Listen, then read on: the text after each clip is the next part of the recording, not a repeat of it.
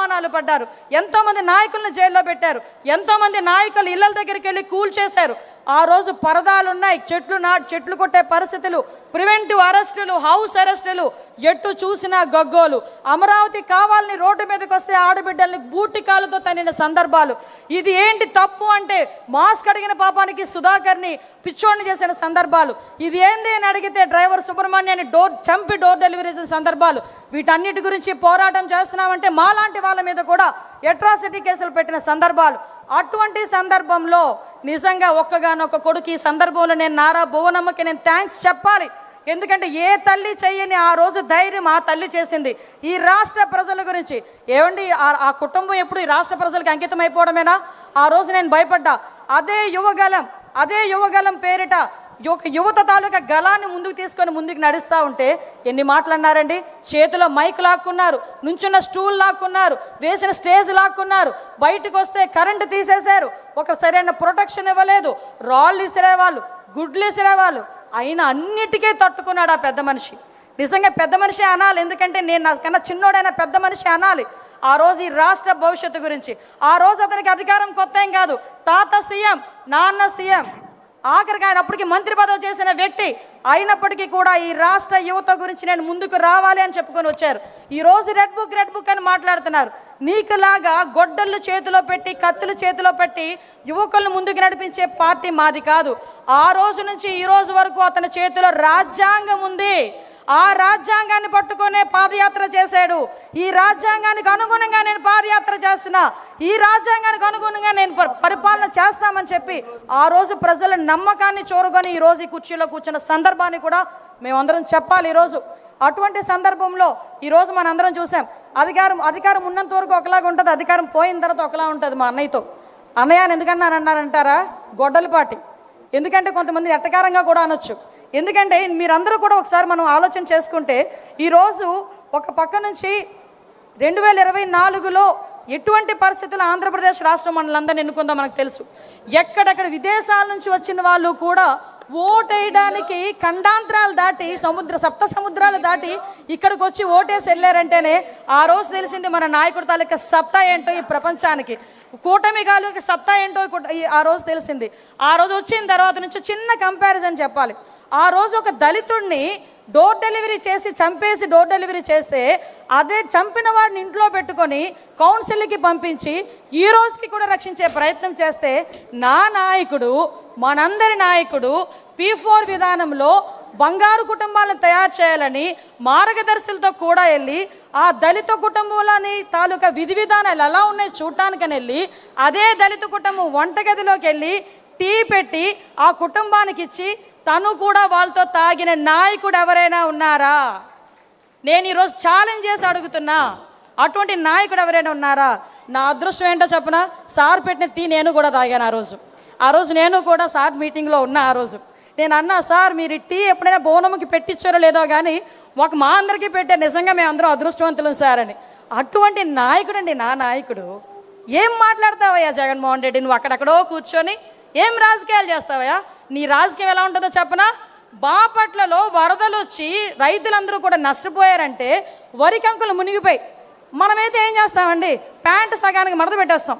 మా సార్ అయితే అది మడత కూడా పెట్టరు, దిగిపోతారు, ఆ బురదలోకే దిగిపోయి ఏం జరిగిందని చూసుకొని దగ్గరికి వెళ్ళి రైతు భుజం మీద చేసి మాట్లాడొస్తారు.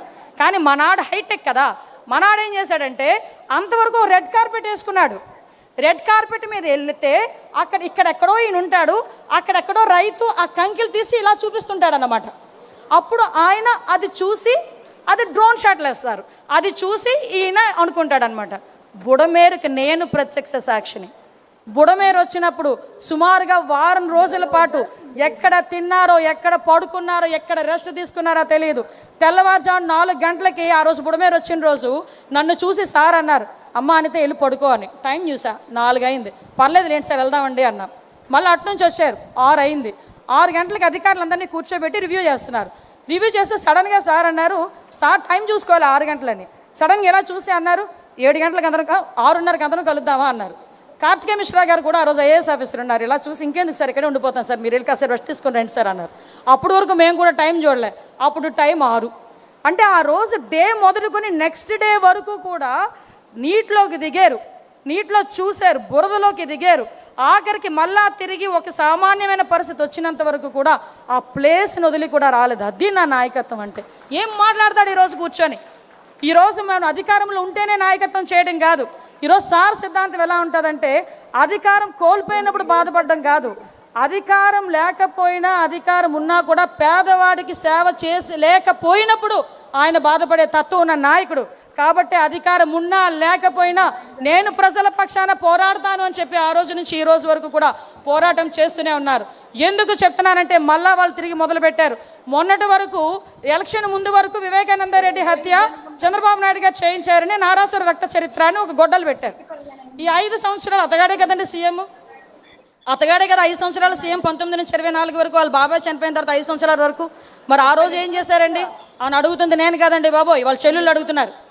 ఆ సునీతమ్మన ఆ పక్కనున్న బాబు ఆవిడ షర్మిలమ్మ అడుగుతున్నారు. కనీసం ఆ రోజు మాట్లాడకుండా మళ్ళీ ఈ రోజు నిన్న మొన్న బయటకు వచ్చి చంద్రబాబు నాయుడు గారే చేశారంట. అంటే చెప్పేవాడికి అదే అంటారు కదా, వినేవాడు లోకువా అని. ఈరోజు మేము ప్రజలు వింటున్నారు అనుకొని నోటుకు వచ్చినట్టు చెప్పే సందర్భాలు. నేను ఒకటే చెప్తున్నా, ఇక్కడ చాలామంది కొన్ని లక్షల మంది తెలుగుదేశం పార్టీ కార్యకర్తలు కూర్చున్నారు, కొన్ని లక్షల మంది తెలుగుదేశం పార్టీ కార్యకర్తలు వింటున్నారు మన దిశానిర్దేశం. ఈరోజు ఎంతో కష్టపడి ఇంకో 2028 అనుకుంటా సార్కి 50 సంవత్సరాలు పూర్తయితే రాజకీయంగా ఒక నాయకుడిని చూశానండి నేను, నిజంగా ఏకైక నాయకుడిని చూశాను. ఈరోజు నా సీక్రెట్లు ఎవరికైనా చెప్తే నాయకుడి కింద ఎదుగుతాడేమో అనుకుని భయపడే నాయకుల్ని కూడా నేను చూశాను.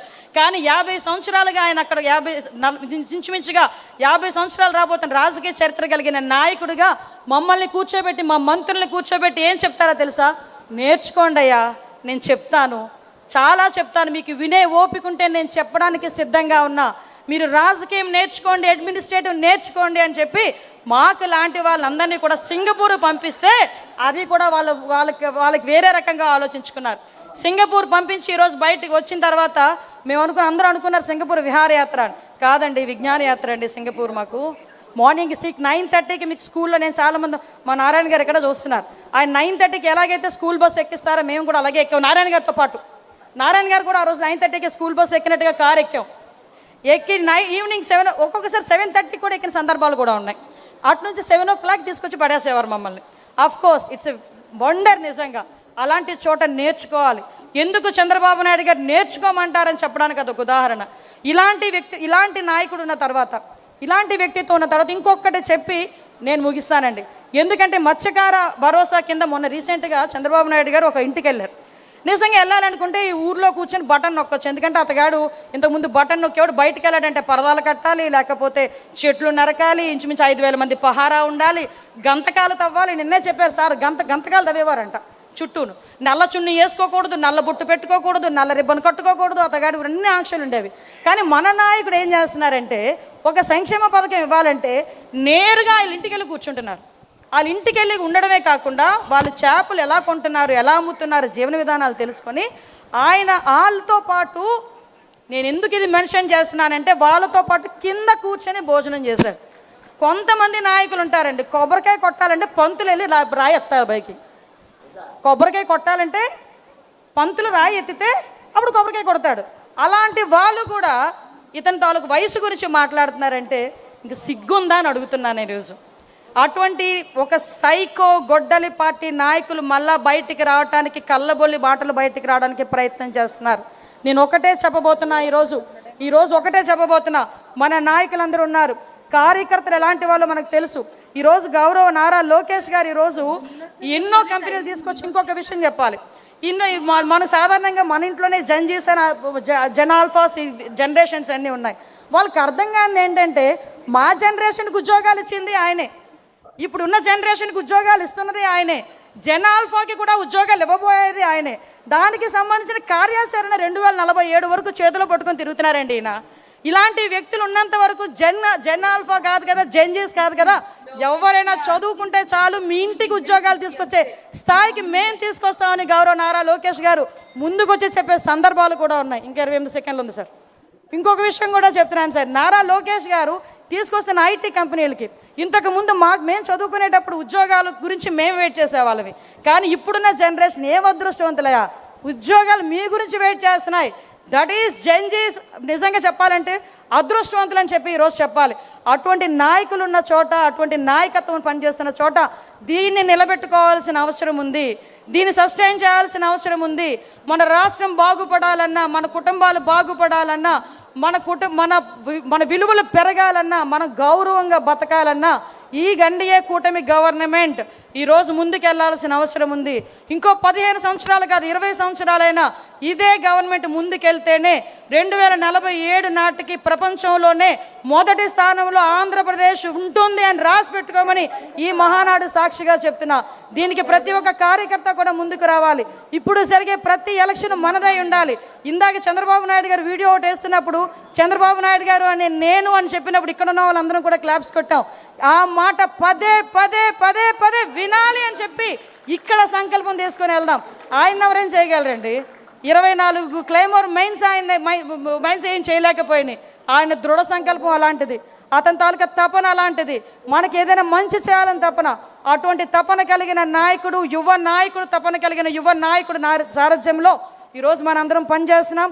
దీనికి మనందరం గర్వపడుతూనే దీన్ని ముందుకు తీసుకెళ్లే బాధ్యత కూడా మనందరం కూడా తీసుకున్నామని మీకందరికీ కూడా తెలియజేసుకుంటూ, ఒక మంచి రాజకీయ తీర్మానం, ప్రెస్టేజ్గా ఉండే ఒక రాజకీయ తీర్మానం మీద మాట్లాడే అవకాశం, దాన్ని బలపరిచే అవకాశం ఇచ్చినందుకు మరొక్కసారి మీ అందరికీ కూడా మనస్ఫూర్తిగా పాదాభివందనం చేసుకుంటూ, నా నాయకుడికి, నా పార్టీకి, నేను, నా కుటుంబం ఎల్లప్పుడూ రుణపడి ఉంటామని తెలియజేసుకుంటూ సెలవు తీసుకుంటున్నా. జై హింద్, జై తెలుగుదేశం.